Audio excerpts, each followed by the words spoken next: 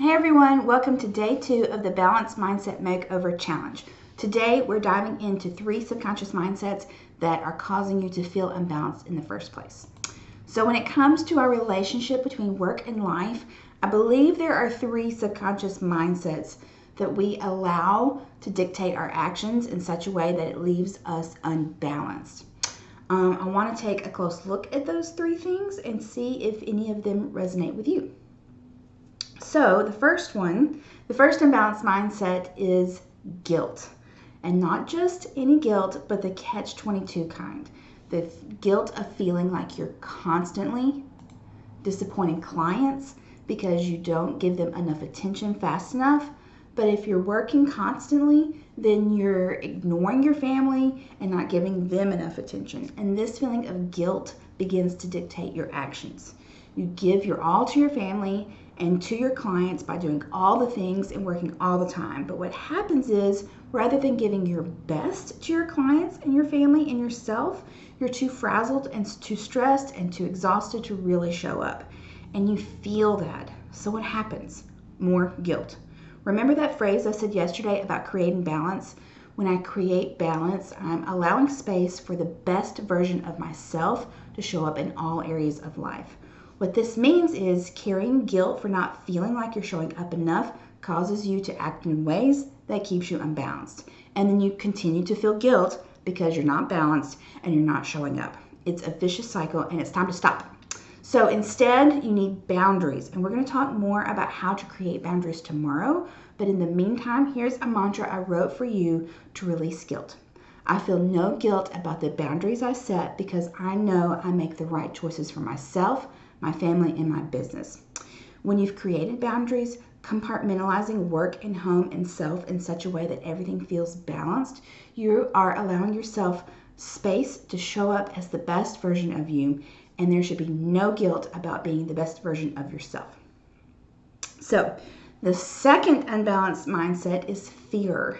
Fear that even if you stop working for a moment, everything will come crashing down in an instant. Or the fear that if you don't do everything all by yourself, it won't be done to your standards, and your clients or your family will abandon you, and everything will come crashing down. Or fear that if you try something new, it will fail, and everything will come crashing down. There's a pattern here. So what do? You spend energy over analyzing everything. You go into panic mode. You spin your wheels, making sure you're constantly doing all the things by yourself to protect yourself from everything crashing down. But it puts you in an unbalanced place and on a direct path to burnout. And trust me, I have been on that path, and it is not a good place to be. When you're on the path to burnout, you can no longer think creatively because all of your energy is put towards just keeping your head above water, and it's driven by that fear. And if you can't think creatively, you can't find a way to solve the problems that are causing you the fear and doubt in the first place. Once again, it's a vicious cycle. And this is where creating balance comes into play. When you let go of some of that fear for needing to work all the time and do all the things all by yourself, it makes space to feel that creative energy flow back into your life, which then gives you a feeling of empowerment.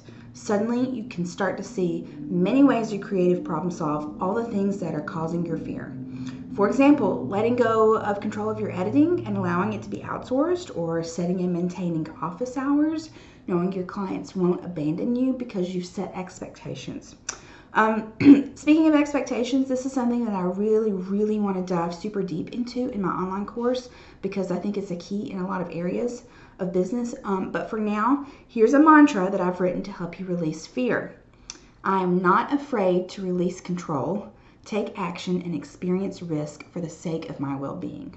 Release your fear. Don't allow it to keep you unbalanced. The third mindset, and possibly the toughest one to work through, is a mindset of worthlessness. You feel that if you don't constantly work and constantly take care of your family, that you have no worth. And, or you believe that you are not worthy of self-care. Now, there's a lot to unpack here, and really that's up to you to take a close look at why you feel unworthy. But what I want you to recognize today, however, is that if you struggle with this feeling of worthlessness, it's causing you to act in a way that continues to keep you unbalanced. You might think you need to be perfect all the time, to have worth, which causes you to work constantly and try to reach perfection, or you might feel like your needs are not important, and so you put everyone else's above yours and leave no time or energy or space for yourself, and you won't ask for help. And listen to me carefully. You are worthy of self-care. You deserve balance. And when you take care of yourself first, that is, when you create balance in your life, it allows the best version of yourself to show up in all areas of your life.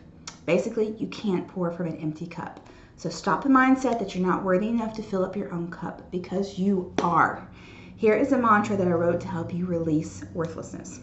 I have worth, even if I'm not perfect and must ask for help or support from those around me. So like I said, there's a lot to unpack here, and I could go on about some of these things, and I probably will in my full course. So if that interests you, message me about applying.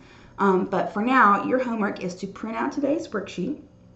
Think about a mantra that will help you recognize and work through your subconscious mindsets in your life that are keeping you unbalanced, and keep this displayed somewhere.